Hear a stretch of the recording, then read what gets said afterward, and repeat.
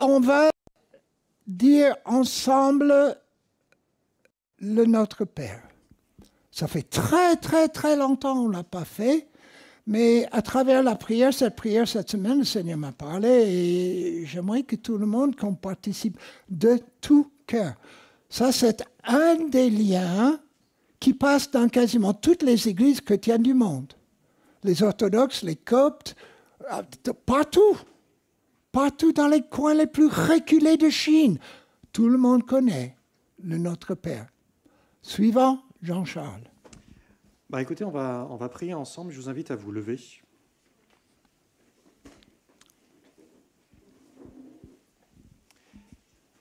Et tous ensemble, je vous invite à dire « Notre Père, qui est aux cieux, que ton nom soit sanctifié, que ton règne vienne, que ta volonté soit faite sur la terre comme au ciel. Donne-nous aujourd'hui notre pain quotidien. Pardonne-nous nos offenses, comme nous pardonnons aussi à ceux qui nous ont offensés. Ne nous laisse pas entrer dans la tentation, mais délivre-nous du malin. Car c'est à toi qu'appartiennent, dans tous les siècles, le règne, la puissance et la gloire. Amen. Amen. Très bien. Prenez place. Oh là là là là. J'essaie de parler avec ma femme ce matin et ça n'a pas marché parce que j'ai un témoignage d'un truc qu'on a vécu cette semaine et c'est un peu embarrassant. Ma femme a dit un truc, elle était un peu gênée. Elle m'a dit, chérie, sauf elle n'a pas dit chérie, excusez-moi, je veux pas exagérer. Quand je te parle, tu ne me réponds pas toujours. Je crois qu'on est un couple unique dans le monde entier, ça n'arrive jamais aux autres.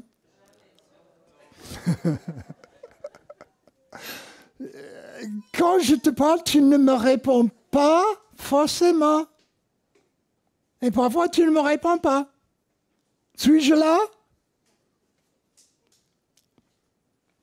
Danger. Toute réponse de ma part, j'étais en danger. Et j'essaie oui, merci. J'essaie d'arrondir les coins, mais je vous garantis, ce n'était pas évident, mais on s'en est sorti. J'ai fait un effort, je demande pardon publiquement, chérie. Oh. Et c'était, je crois, l'après-midi ou le lendemain, j'ai eu un temps de prière. Et j'étais devant le Seigneur, je pensais vraiment au Seigneur. Qu'au Seigneur, c'est tout. Je balayais tout ce qui était à droite et à gauche, je pensais au Seigneur. Et oh là là là là là, le Seigneur m'a parlé. John, tu sais, je ne suis pas comme toi. Quand tu me parles, je réponds. Oh. Oh, ça faisait un écho très gênant. Quand je te parle, tu réponds. Oui, je réponds. Exemple, il a une réponse dans le Notre Père. On prie le Notre Père, je serais étonné si tout le monde l'a prié cette semaine, je ne crois pas. Si on prie le Notre Père, on dit des choses. Quelle est la première ligne de Notre Père? Notre Père qui est aux cieux. Hé, mes enfants qui sont en Alsace. Peut-être que vous vivez sur les hauteurs d'Ilfurt, d'Altkirch, Zourin, rue de la Rampe. Je vous parle. Un des traits d'un vrai chrétien. Oh là, oh là, oh là. C'est qu'il entende la voix du Seigneur. Le monde entend rarement le Seigneur parler. Le monde ne veut pas l'entendre. Mais nous, en tant que chrétiens, est-ce qu'on veut entendre le Seigneur parler? Qui a dit oui? Oui, je vote avec toi.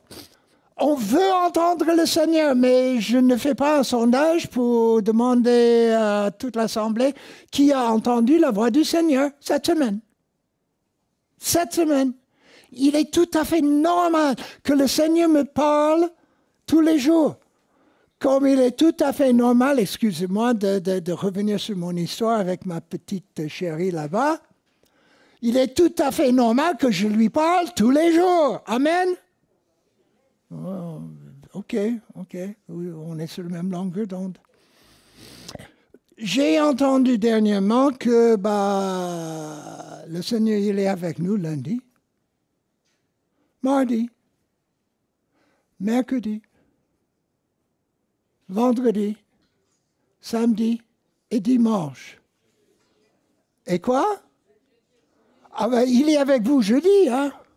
Ok. Il est avec nous tous les jours. Il est important dans le temps que nous vivons que chaque chrétien qui entend ce message se présente devant le Seigneur. Je veux, Seigneur, je veux que tu me parles. C'est mon droit. Un père qui ne parle pas à ses enfants. Tu imagines demain Sam, il se lève, il ne parle plus à Eliel. Mais ça casse la relation, n'est-ce pas, Eliel? Oui, il dit... derrière le masque. Ça casse. C'est dans la relation, dans la communication, que la relation est établie, solidifiée. Il y a du consistant quand il y a communication. Je vous supplie, présente-toi devant le Seigneur, demande au Seigneur, je veux entendre ta voix. Si tu n'as pas une prière particulière que tu as dans le cœur, prends le Notre Père. Ok, Seigneur, Notre Père, mon Père qui est aux cieux. Et tais-toi. Mon Père qui est aux cieux, tais-toi. Si on veut que le Seigneur nous parle, il faut se taire.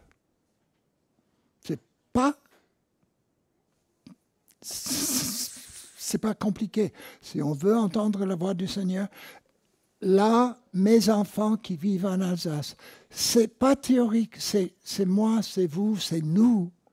C'est nous. Et le Seigneur attend ce rendez-vous avec chacun. Jeune, coucou, jeune, encore jeune, Sarah, tu es impliqué. Est-ce que le Seigneur t'a parlé déjà, Sarah? Oh. Est-ce qu'il t'a parlé déjà? Est-ce que ton père t'a déjà parlé? Il t'a dit quelque chose de vraiment important pour le Seigneur. Est-ce qu'il a fait déjà? Elle est un peu choquée. Et ta mère? Et tes frères et sœurs? Je crois que oui, non? Tu peux dire oui? Oui? Ok. Le Seigneur, il veut te parler toi aussi. Il y a plein d'exemples dans la Bible où le Seigneur parlait aux jeunes. Que le nom de mon Église soit respecté, que ton nom soit sanctifié, et il dit en retour, que mon Église soit respectée. Est-ce que l'Église de Jésus-Christ, aujourd'hui, a la bonne presse?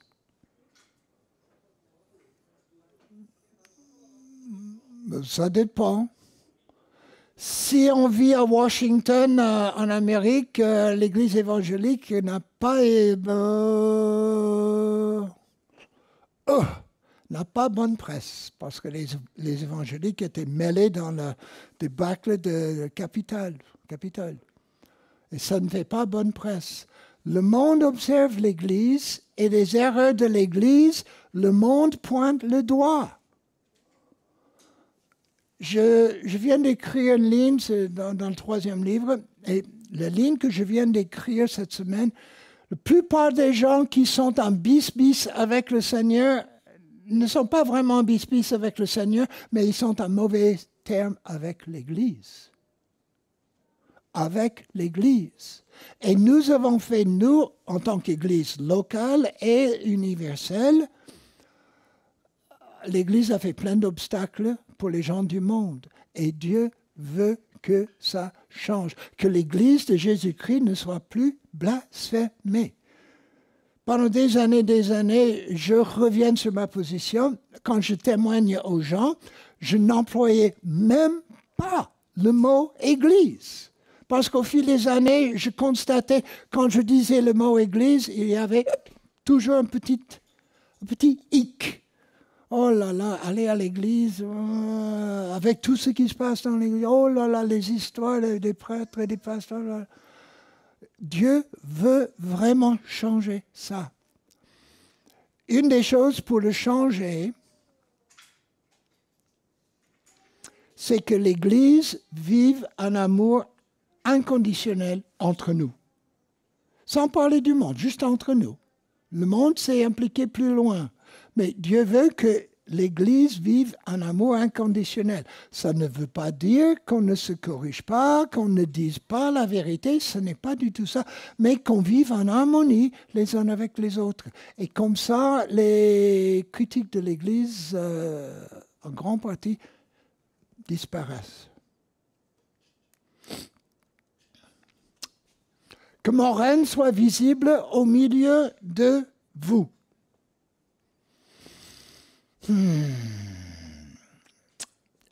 J'ai constaté il y a bien longtemps que les Français, ils veulent tous une révolution chez le voisin. Pas chez eux, mais chez le voisin. Parce qu'il y a un dégoût dans le sang français de l'institution du gouvernement. Le gouvernement est quasiment toujours critiqué. Vous pouvez me dire le nom d'un président qui n'était pas sévèrement critiqué et même sanctionné. Vous pouvez me dire le nom d'un seul.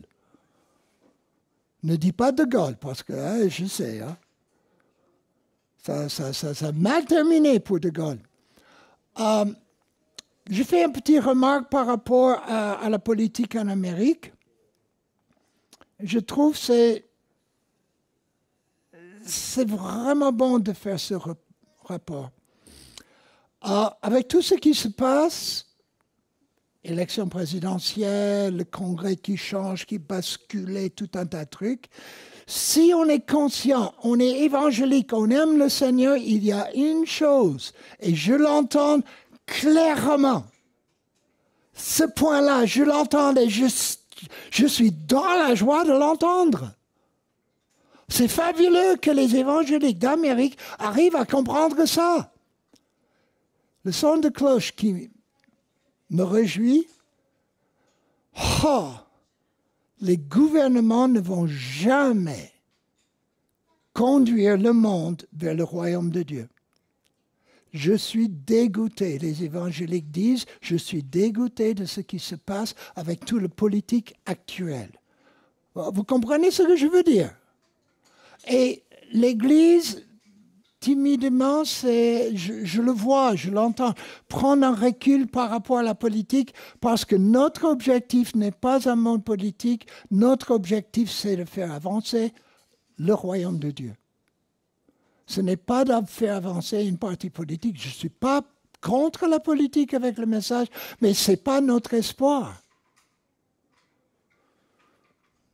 J'étais déçu avec un certain M. Fillon. J'étais vraiment déçu, dernière élection, parce que j'aimais bien ce gars. Échec. Échec. Notre espoir n'est pas dans les systèmes du monde, c'est dans le royaume de Dieu qui est là et qui va venir. Amen. C'est un survol de beaucoup de points, mais c'est comme ça que le Seigneur m'a parlé tout au long de la prière. Je dis, OK, je lisais une ligne et le Seigneur me répondait et je ne sais pas ce que c'est.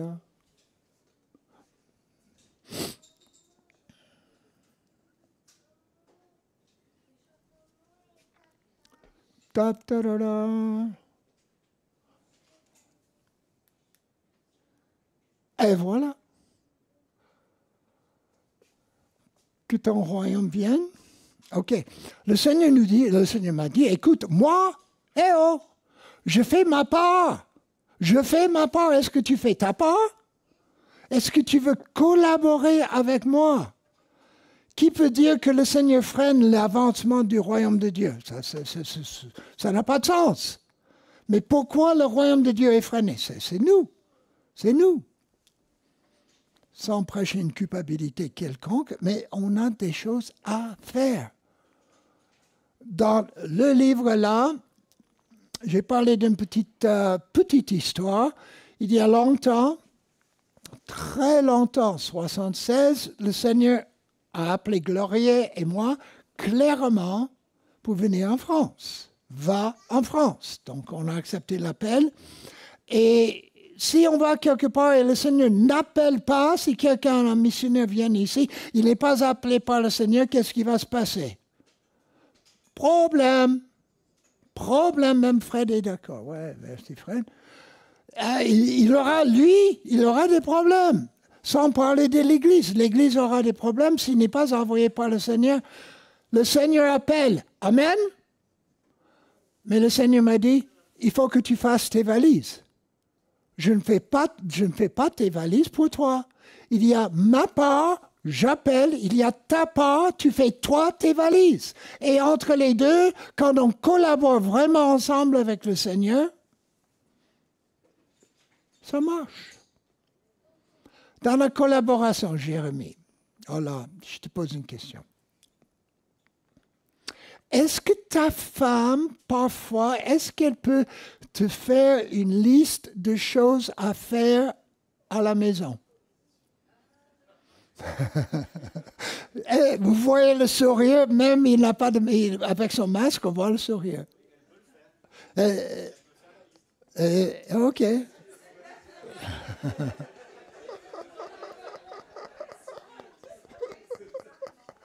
Observons bien la réaction du couple.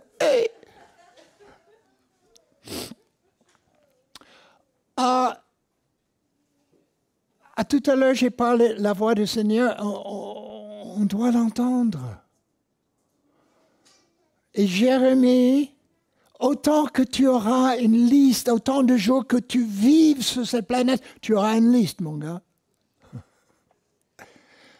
de sa femme.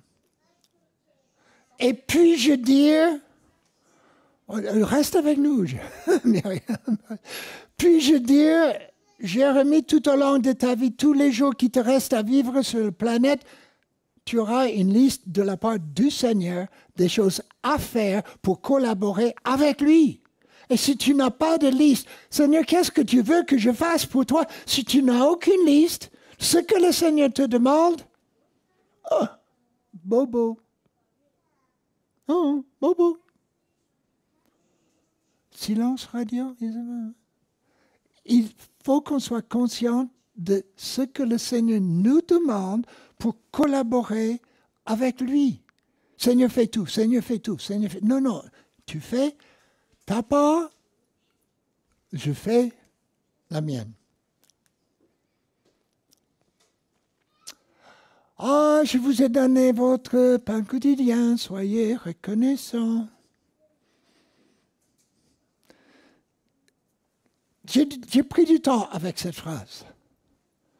J'ai pris du temps. Seigneur, qu'est-ce que tu veux dire? Et là, j'ai imaginé un truc que je ne peux pas dire, c'est le Seigneur. C'est limite.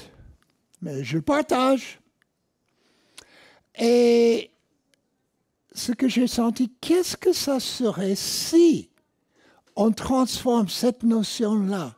Donne-nous aujourd'hui, Seigneur, notre pain de ce jour, notre pain quotidien. Je vous ai donné votre pain quotidien, sois reconnaissant. Ça va là. Chut. Si le Seigneur mettait, je donnerai votre pain quotidien si vous êtes reconnaissant, comme vous le recevrez. Si vous priez pour chaque repas, je vous donne le repas. Il y a des chrétiens qui ne prient pas avant le repas. Et si cette phrase est insérée dans le Notre Père, je vous donne le pain quotidien, si vous le demandez, Et si vous êtes reconnaissant, mais sans reconnaissance, je ne vous donne pas. Parfois, ça marche entre moi et mon enfant, quand les enfants étaient plus petits. Ou peut-être encore Annie, hein, quand même. Dieu veut qu'on soit reconnaissant en toutes choses, et c'est le minimum qu'on peut faire pour démarrer la journée. OK? Il a promis le pain quotidien, il n'a pas promis un croissant, quand même.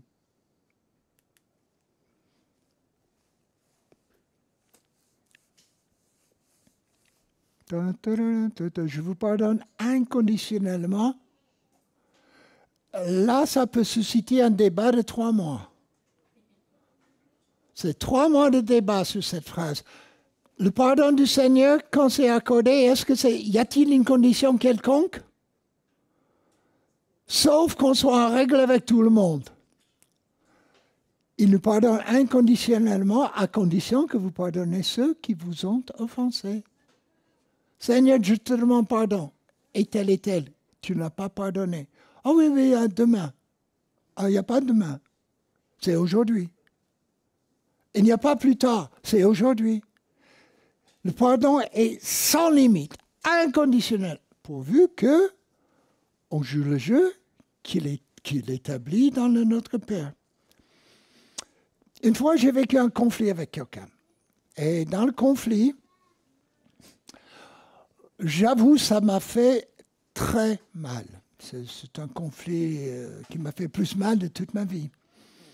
Et au fil du temps, au fil des mois, la personne concernée, on a eu quelques échanges mail. On ne se parlait pas, mais c'était uniquement quelques échanges mail. Et après peut-être 1 mois, 6 semaines, j'ai relu tous les mails. J'ai relu tous les mails. J'ai constaté ceci. J'ai demandé pardon à l'autre pour le mal que je lui ai fait. Primo. Secondo, il m'a pardonné. Secondo. Troisièmement, je lui ai pardonné de tout le mal qu'il m'a fait.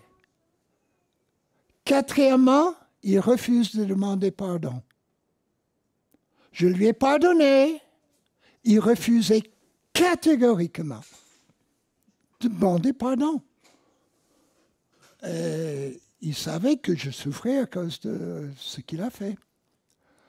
Donc, j'ai fait le bilan de tous ces mails et j'ai dit, oh là, Seigneur, aide-moi à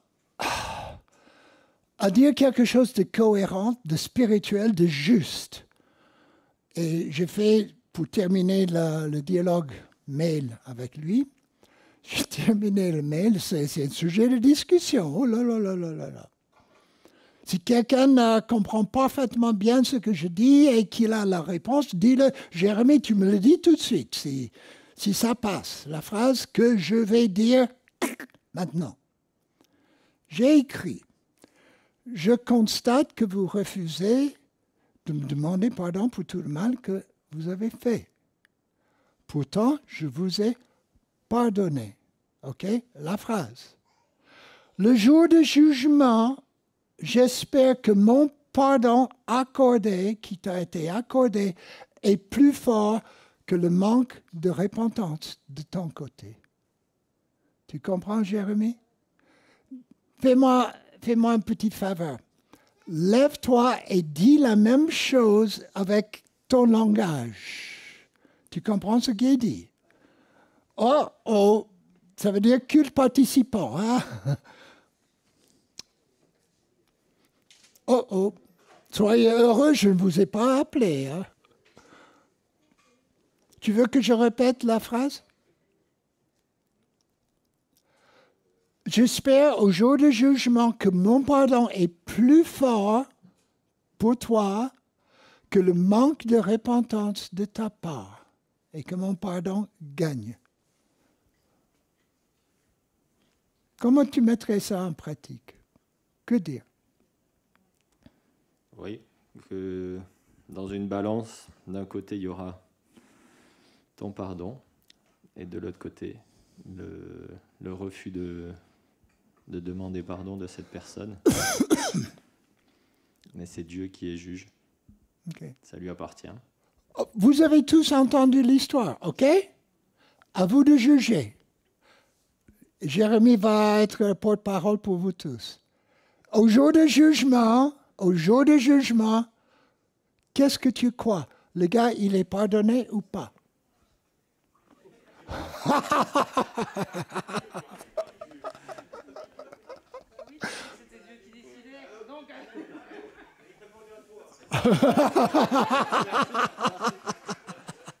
Non, mais j'ai dit avant, c'est Dieu qui est juge.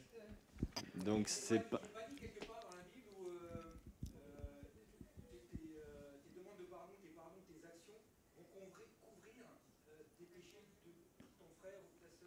Couvre une multitude de péchés. Et dans les deux cas, et Fred, c'est pourquoi tu es là aujourd'hui. Voilà. Dans la grâce du Seigneur, la grâce règne. Et la grâce manifestée dans le pardon règne sur le mal de l'autre côté. Et c'est mon espérance que toute cette histoire est effacée devant Dieu. Effacée. Si on t'a fait du mal, on t'a fait du mal. Mais mal. Mal.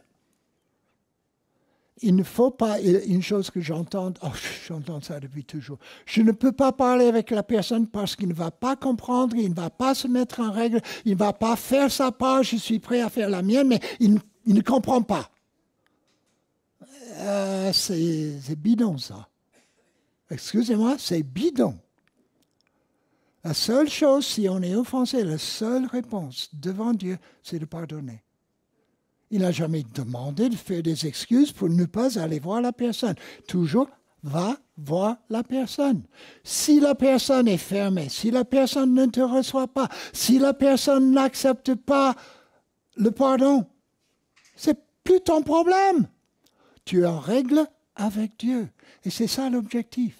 Et qu'on couvre les uns et les autres de grâce, de miséricorde et de pardon.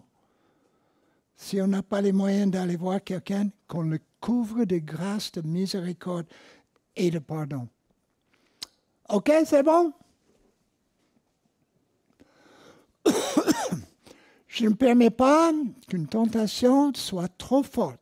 Pour vous, je vous délivrerai du mal. 1 Corinthiens 10, 13. Aucune tentation ne vous survienne qui n'ait été humaine. Dieu est fidèle et ne permettra pas que vous soyez tentés au-delà de vos forces. Avec la tentation, il préparera aussi le moyen d'en sortir, afin que vous puissiez la supporter. Et pourvoir à tout. Et il nous délivre du malin. Vous avez entendu l'histoire du jeune Mulhousien qui est venu pour la prière. Il avait vraiment un problème de tabac. Et il est venu pour la prière. Il demande, je veux que le Seigneur me délivre du tabac. Prie pour moi. C'est moi ici présent que je prie avec lui. Je dis, OK, je prie pour toi. Mais je vois le paquet de Marlboro là. Je demande le paquet de Marlboro. Tu me les donnes. Tu veux que je prie? J'accepte. Je prie, mais je veux tes cigarettes.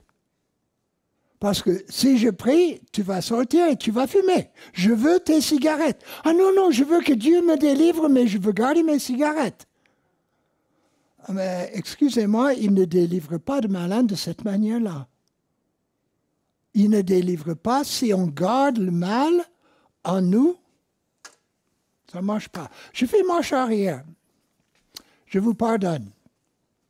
Je fais marche arrière. Je pensais à une histoire, je voulais mettre dans le message ce matin.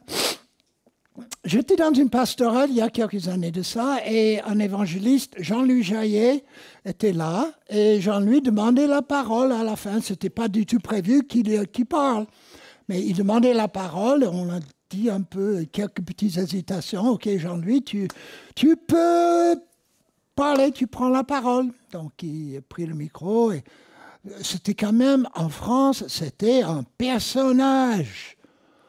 Waouh! On n'a pas vu beaucoup de types comme lui. Donc, il commençait à expliquer ses vacances en Ardèche. Il expliquait ses vacances à côté du fleuve, dans une chaise longue en Ardèche, au milieu de l'été. Il a dit, moi, j'étais tranquille sur la chaise longue en Ardèche et j'admirais le soleil, et j'entendais les chants des oiseaux et le Seigneur m'a parlé clairement. Et là, c'est devenu un peu plus intéressant. Et Jean-Louis expliquait, le Seigneur m'a demandé de faire une liste de tous les hommes qui m'ont fait du mal, surtout la calomnie. Tous ceux qui m'ont calomnié, qui m'ont mis les bâtons dans les roues, et vraiment qui m'ont fait du mal. Et la manière que j'ai vécu ce moment, c'était formidable. C'était formidable. Donc, j'ai pris mon carnet, j'ai fait une liste longue, très longue liste. J'étais content, j'ai vraiment réfléchi, j'ai mis tous les noms. Et je me suis remis sur la chaise longue. J'entendais les oiseaux et j'ai dit, Seigneur, me voilà. Voilà ma liste. Qu'est-ce que tu vas faire avec tous ces types-là? C'est pas moi en premier lieu, mais c'est toi. Seigneur, voilà la liste de tous les hommes qui m'ont offensé, qui m'ont calomnié. Oui, Jean-Louis, je te demande d'aller les voir, chacun individuellement, demande-leur pardon. Ils ont réagi face à toi parce qu'ils ont vu des choses qui ne leur plaisaient pas et parfois ça ne me plaisait pas non plus. Jean-Louis, tu vas voir tous les hommes, les uns après les autres, pour demander pardon. Et la pastorale, il n'y avait plus de mouches qui volaient. Il n'y avait même plus de mouches qui volaient au ciel. C'était tellement dramatique. Vraiment, on était saisi. Jean-Louis, un peu Abraham de notre époque, c'était vraiment quelqu'un. Il a terminé l'histoire en disant, je vous regarde bien dans les yeux. Dans les doigts, voilà, ça vient de je vous regarde droit dans les yeux. Et il y a 2, sinon 3, sinon 4 ou 5 dans cette pièce. Je vous regarde, je vous demande pardon pour mon comportement. Vous avez vu ça souvent dans vos vies? Moi non. Moi non. Son étoile est devenue étoile montante. J'étais tellement impressionné parce qu'il y avait un niveau de sincérité. Sincérité. J'ai compris que souvent, quand les gens réagissent face à nous, il y a 2 parties impliquées. Les problèmes des gens et nos problèmes. Et parfois, on provoque la réaction des gens sans se rendre compte. Et si parfois, au lieu de dire « moi, je offensais », posez la question « pourquoi les gens m'attaquent? Pourquoi les gens me calomnient? Pourquoi les gens sont contre moi ?» Fais comme Jean-Louis Jaillet. Amen.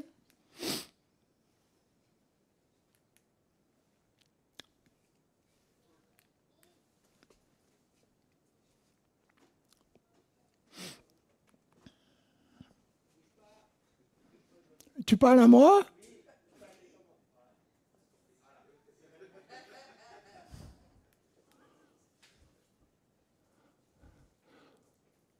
Le règne, la puissance et la gloire, le Seigneur dit, « Eh oh, Église, ACM, tout est à moi. Et pour du bon, je J'ai contrôle du monde, j'ai contrôle de toutes les finances, j'ai contrôle de la famille. Tout est à moi. Vous avez accès, parce que tout est à moi, vous avez accès au règne, à la puissance et la gloire. Quand le Seigneur nous ouvre le chemin, quand le jour qu'on est au ciel, il va nous mettre dans un ghetto français? Non. On aura accès à son règne, sa puissance et sa gloire. Je crois que, je termine avec ça, je crois que c'est une année, il faut croire.